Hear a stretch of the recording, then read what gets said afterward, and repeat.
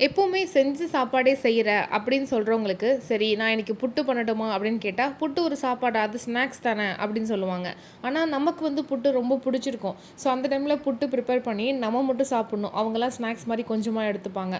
அத தாண்டி இன்னொரு வேலையும் அவங்களுக்கு தனியா ஒரு டிஃபனோ அதெல்லாம் ரெடி பண்ணி தரணும். அப்படி இருக்கும்போது நம்ம ஒருத்தருக்காக நம்ம இத செஞ்சோமா அப்படின்னு சொல்லி நம்ம ஸ்கிப் பண்ணிட்டு போயிட்டே இருப்போம். அப்படி நெறைய நாளா நான் புட்டு வந்து செய்யணும்னு நெனச்சிருப்பேன். என் வீட்ல இருக்கும்போது. ஆனா என்னால பண்ண முடியாது. செஞ்சேன்னா அத நான் மட்டும் தான் சாப்பிடணும். வீட்ல எல்லாரும் கொஞ்சமா தான் எடுத்துப்பாங்க. ஸோ இப்போ அம்மா வீட்டுக்கு வந்தாச்சு. நம்ம இந்த வேலைய மட்டும் செஞ்சுக்கலாம். அண்ட் நம்மளுக்கு எக்ஸ்ட்ராவா மத்தவங்களுக்கு என்ன வேணும்னு பார்த்து பார்த்து செய்ற வேலை கிடையாது. அம்மாவோ இல்ல தம்பி ஒய்ஃபோ பார்த்து செஞ்சுருவாங்க.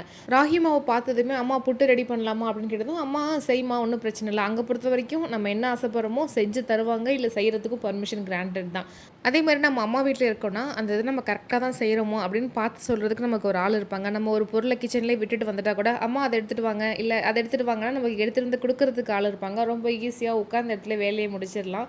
ஸோ ரொம்ப ஜாலியா இந்த சம்மர் எனக்கு போச்சு. லாஸ்ட் 1 வீக் தான் ஆனா அம்மா வீட்டுக்கு போயிருந்தேன். அங்க போயிட்டு ரொம்ப ரெஸ்ட் எடுத்துட்டு, வேணுங்கிறதெல்லாம் சாப்பிட்டுட்டு, அப்பப்போ கொஞ்சம் ஹெல்ப் பண்ணிட்டு இந்த சம்மர முடிச்சாச்சு.